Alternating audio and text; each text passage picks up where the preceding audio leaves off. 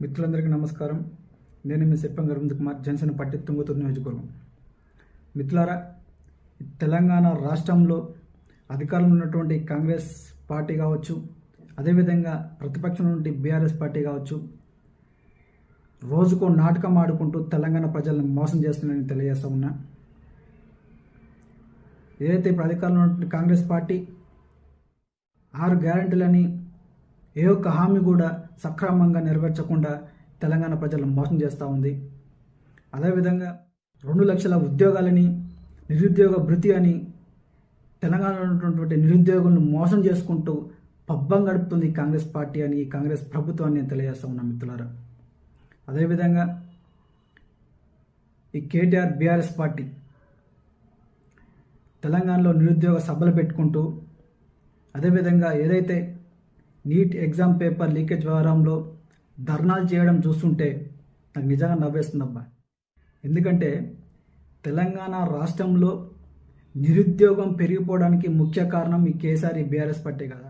దాదాపు 10 ఏళ్ళు తెలంగాణ రాష్ట్రాన్ని పరిపాలించి తెలంగాణని ఆగం చేసింది ఈ మేధావుల కదా.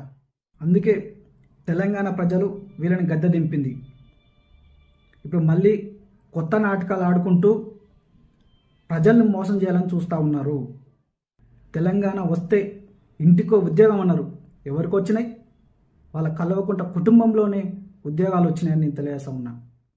అదేవిధంగా తెలంగాణ వస్తే నీళ్లు నిధులు నియామకాలని, దళిత ముఖ్యమంత్రి అని అబద్ధపు మాటలు చెప్పుకుంటూ తెలంగాణ రాష్ట్రంలో దొరికిందలా దోచుకొని తెలంగాణ రాష్ట్రాన్ని సర్వనాశనం చేసింది ఈ కేటీఆర్ బీఆర్ఎస్ పార్టీ కాదని తెలియజేస్తా ఉన్నా.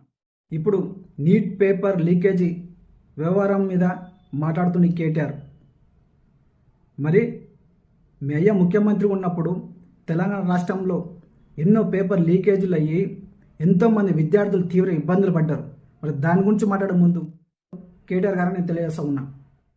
అది మాట్లాడకుండా ఇలా ఎన్ని రోజులు మీ రాజకీయ లబ్ధి కోసం తెలంగాణ ప్రజలు మోసం చేసుకుంటూ పబ్బం గడుపుతారు కేటీఆర్ గారని తెలియజేస్తా ఉన్నా. మీరు చేసేటువంటి నాటకాలన్నీ కూడా తెలంగాణ ప్రజలందరూ కూడా గమనిస్తూనే ఉన్నారు. తస్మాత్ జాగ్రత్త కేటీఆర్ గారు. జై భీమ్, జై హింద్, జై జనసేన, జై పవన్ కళ్యాణ్.